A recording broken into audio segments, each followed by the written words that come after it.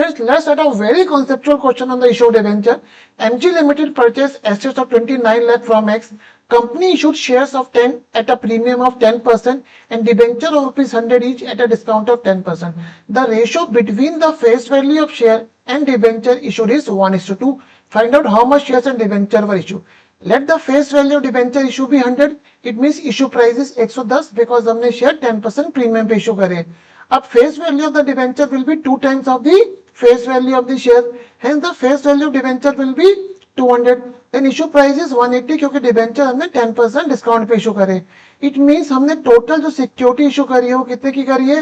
110 plus 180 290. It means हमने 290 की security issue करी है, उसके अगेंस्ट हमारे पास एसेट आई है. हमने यूनिटी मेथड का अप्लाई करा. 290 इज इक्वल टू 29 लैक्स. उसमें शेयर कितने फ्रेंड्स? 110. इसका मतलब हमने जो टोटल शेयर्स इशू करे हैं वो कितने प्राइस पे करे? 11 लाख रुपए पे. डिबेंचर कितने पे इशू करे हैं? 18 लाख रुपए पे. 29 लाख रुपए में से 11 लाख हमने इशू कर दिए. अब हम फाइंड आउट करते हैं नंबर ऑफ शेयर्स कितने हैं.